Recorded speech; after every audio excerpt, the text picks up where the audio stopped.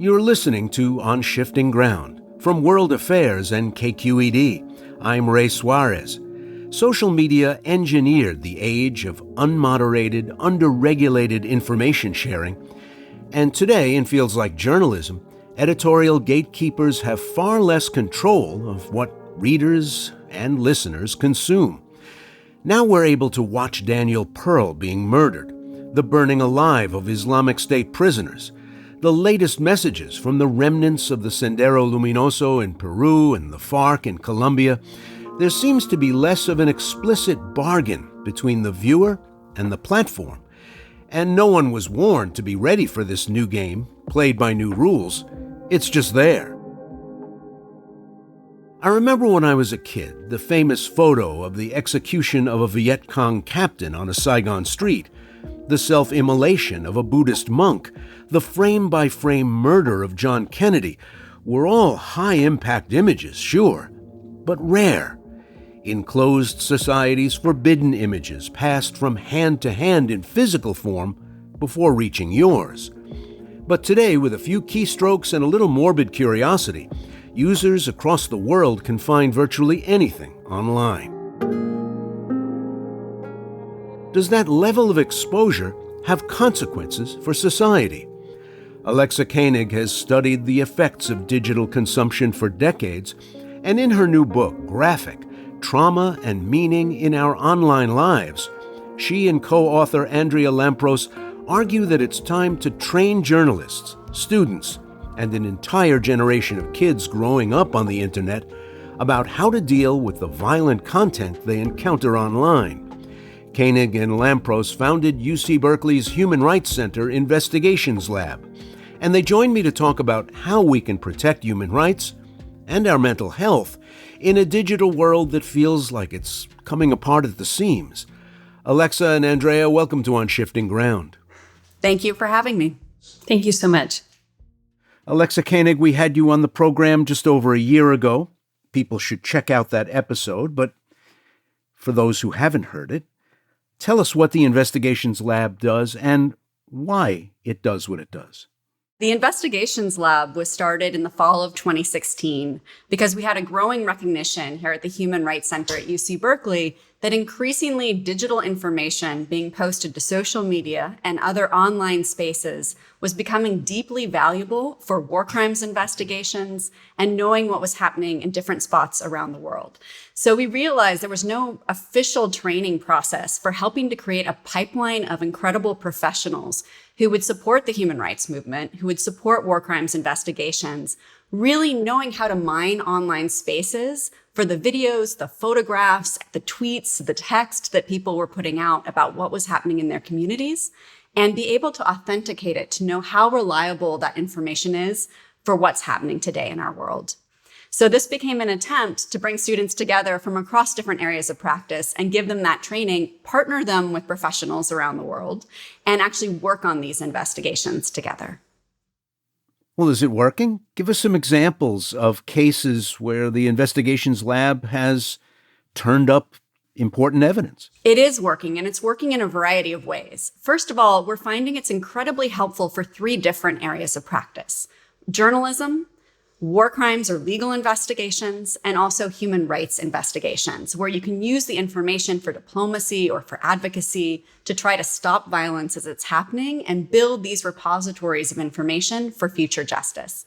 We had one team in the Investigations Lab recently that was partnering with Human Rights First to look at asylum cases and how judges were making decisions about who gets to stay in the country and who's kicked out.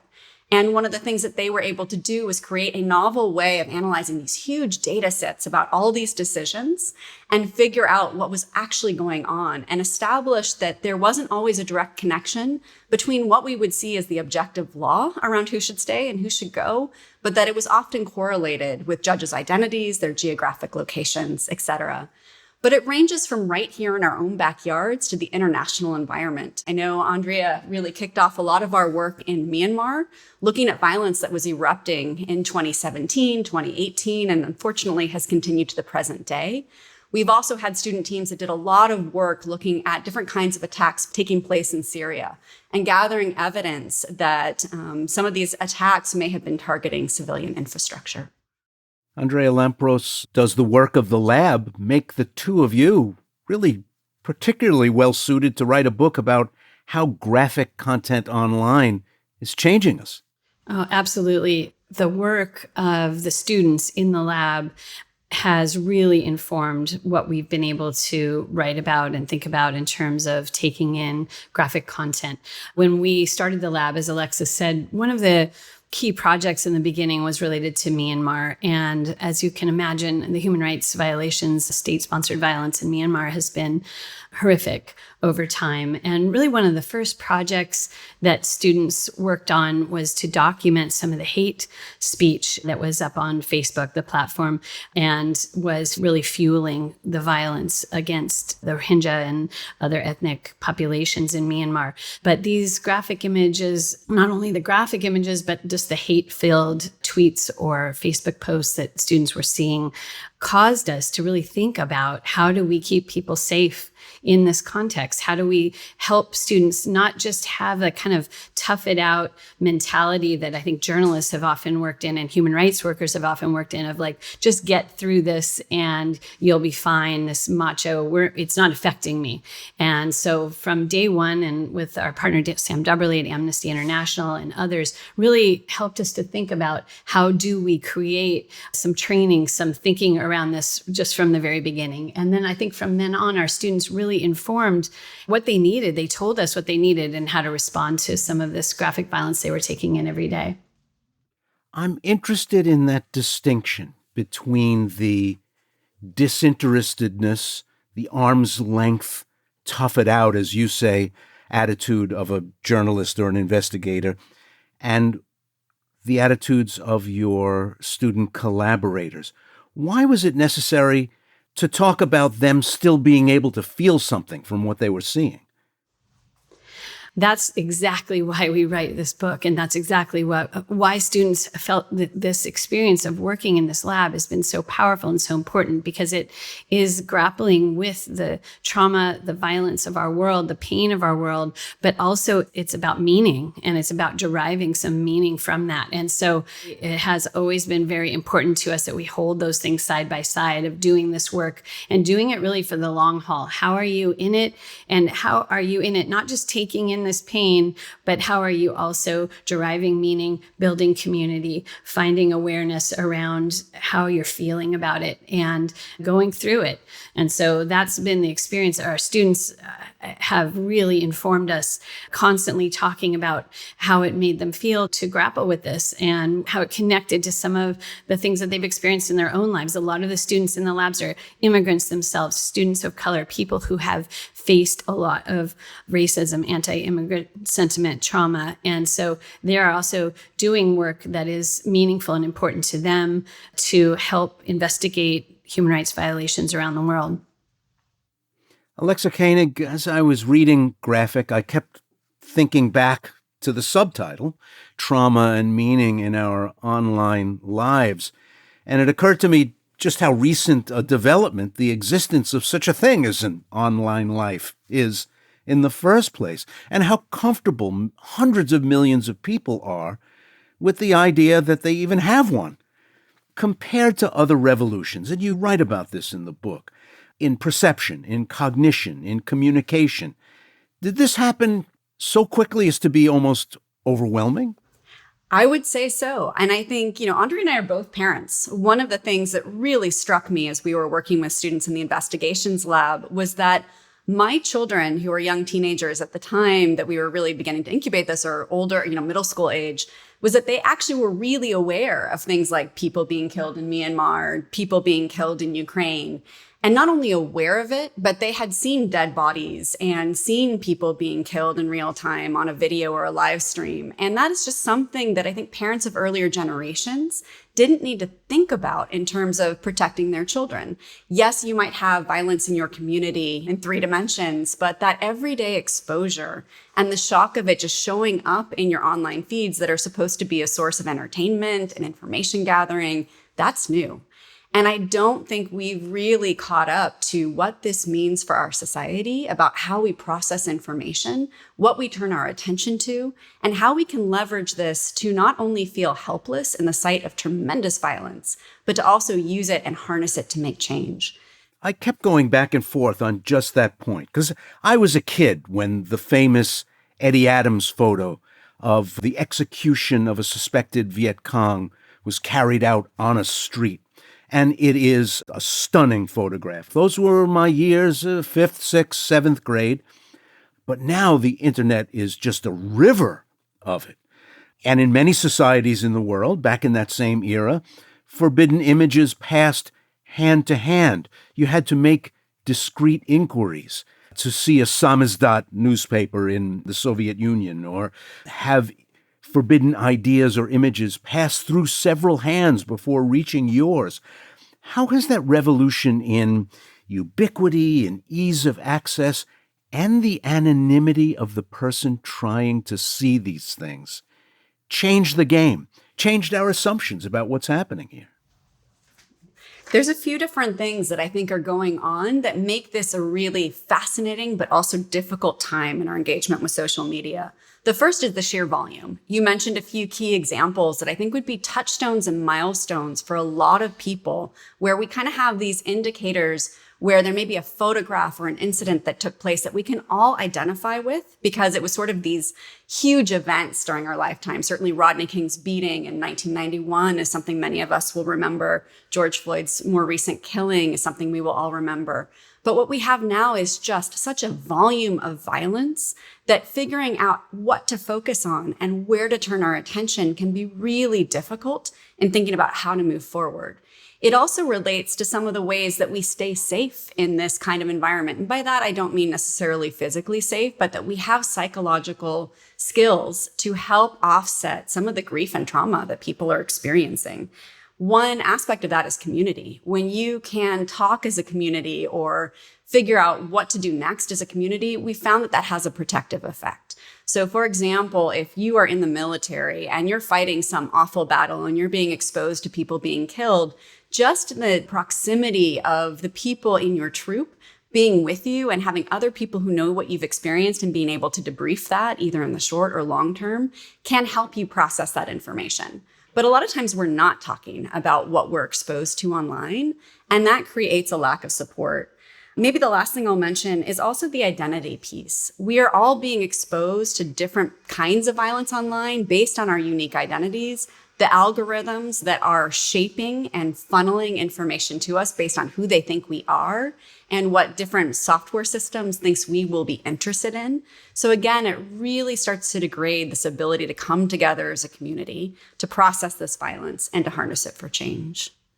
Andrea Lampros, in earlier eras, we assumed only certain people saw things.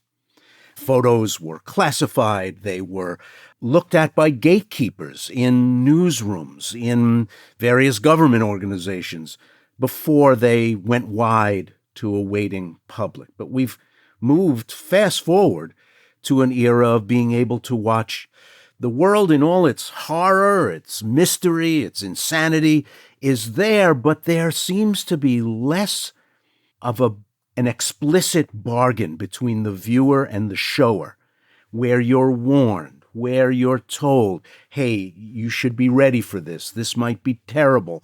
It's just there. You said that so well. I think that's exactly the moment that we're in. We're in a moment of extreme flux where it's the Wild West. Things are crazy out there. This flood of information has come through and we haven't figured out yet how to have some kind of shared experience, and then this goes back to what Alexa was talking about, community. When people watched the nightly news, they had a shared reality, a shared experience of the news, even if it was hard to take in. Now we're experiencing it as individuals in different ways, on different platforms at different times, instantaneously, and sometimes at times that aren't right for us to be taking in this information. So we need to, as a society, both as individuals, as communities, as news organizations, figure out ways to think about how do we put some control on this so that it is more manageable for people. And that's sort of the impetus for this book as well, because we realize this isn't only affecting people who are in the human rights world or journalists who are grappling with this daily. This is affecting all of us. We didn't write this book so that people would say, okay, this is too hard, I'm not going to look at the news. That's not it at all. It's to think about, how do I engage with this in ways that are okay for me, that enable me to actually really truly engage, so that I can make change, so that I can be involved, so that I can know what's happening in the world, grapple with this pain in ways that are okay for me. And not so that people would retreat, but so that they would engage in a healthy way. Another issue that this really touches on that I may have mentioned the last time I spoke with you is that there's an incredible psychologist based in Turkey who has a theory that anxiety comes from a lack of control and depression comes from a lack of hope.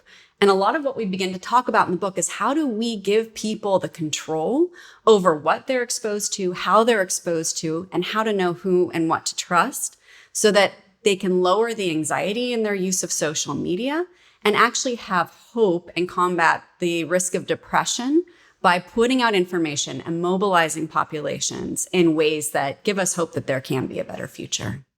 A quote from the book: "While it's not the job of journalists to protect viewers from disturbing material when it reveals what's going on in the world, reporters often factor in the potential effects on viewers." And I read that and I thought, yeah, sure. I've been in a lot of newsroom conversations where we've talked about how to show things, whether to show things at all.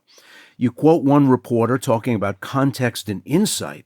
But now that reporters and news organizations are no longer gatekeepers and conduits, and people are blasting out these images for their own reasons, are any of them thinking about the recipient? I mean, now that anyone can show anyone anything, is the repertorial function really that relevant in this conversation any longer? I think it still is. And I think that that's all the more reason why we go back to why journalism and the ethics and the foundations of journalism are so important, and really reinforcing that, because journalists at some of our most important publications really are grappling with this. We spoke at length with editors at the New York Times who, because we really looked deeply at the George Floyd murder and how that was covered in the open source investigation of that, and how then they grapple with how to cover other police violence and videos of that nature. And they were really thinking through, okay, when do we not show? And when is it important for somebody to see this footage, and when is it not? And yes, that is a gatekeeper function. And of course, what you're saying is true, that we're getting information from all different sources and not just the New York Times and the Washington Post, et cetera. But I do think it's really important to reinforce the fact that journalists are thinking about these things and are kind of trying to come up with some guidance and guidelines to set a tone. The ground has been shifting under our feet quite recently when one of the big platforms changed owners, changed approach, changed who's let through the front door to start slinging content around. Twitter, now X, was a fairly newsy place. Now it's a little less so. But is the change in the quality of information you find there quantifiable, measurable, comprehensible in the little time that we've watched this Musk-managed transformation of a major social media space? Yes, it's been a really difficult 6 months or so for the human rights and war crimes investigations communities, the journalism communities. There's been quite a bit of reporting about the economic degradation of Twitter, of how much the economic value of Twitter has dropped in terms of advertising revenue, et cetera. There's been less attention paid to the drop in social value of Twitter as it's been converting to X.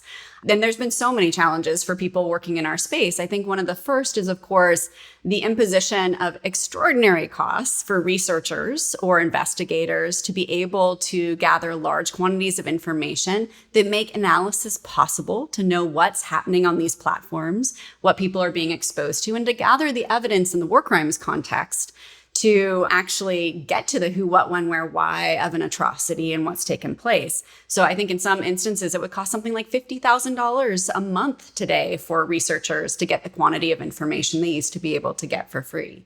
So that is a huge barrier. The second is just the indicators of reliability have also been degraded. The blue check mark that used to have some value as a war crimes investigator, you wouldn't rely on it 100% to know that a person claiming to be person X is in fact that person.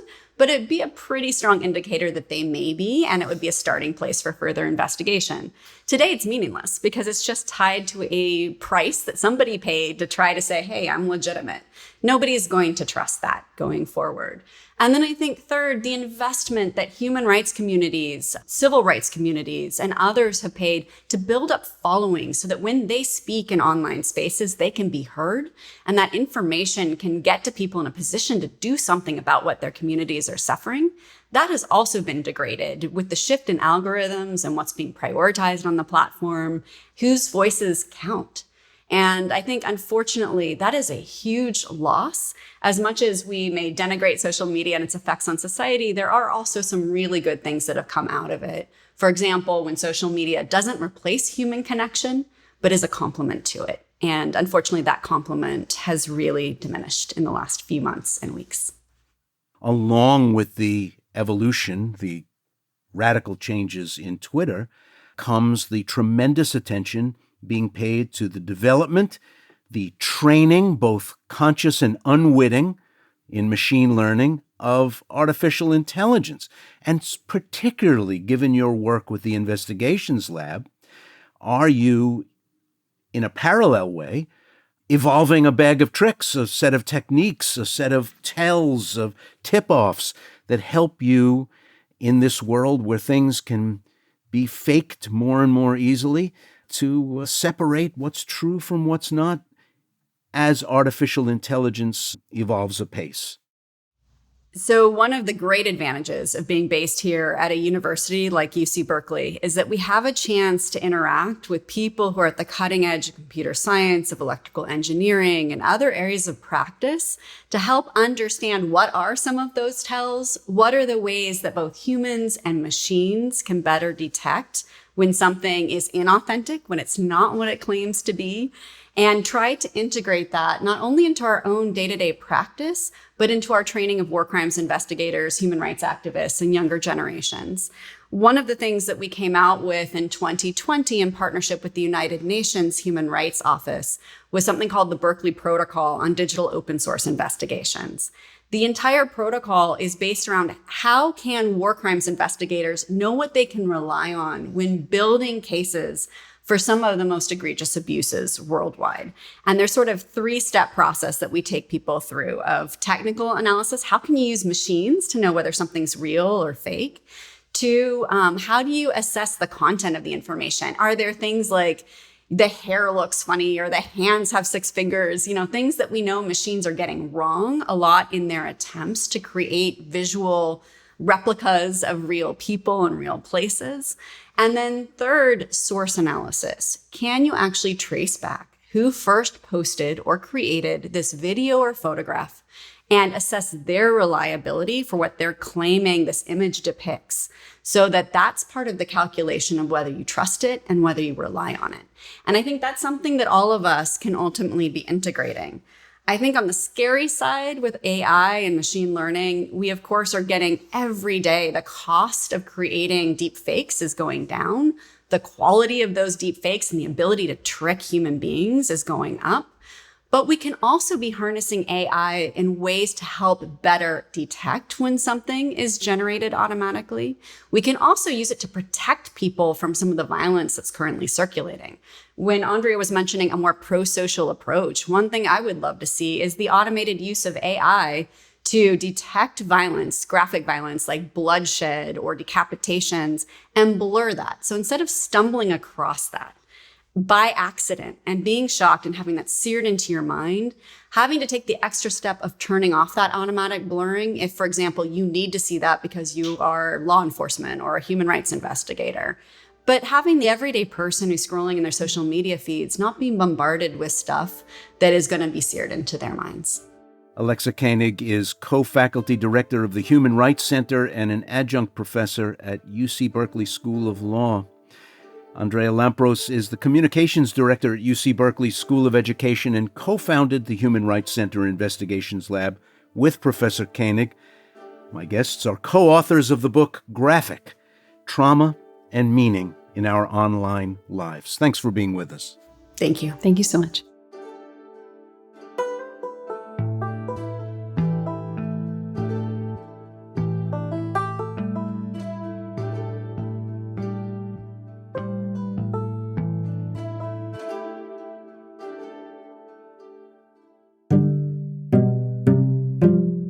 You've been listening to On Shifting Ground, produced in partnership with KQED, with funding from listeners like you.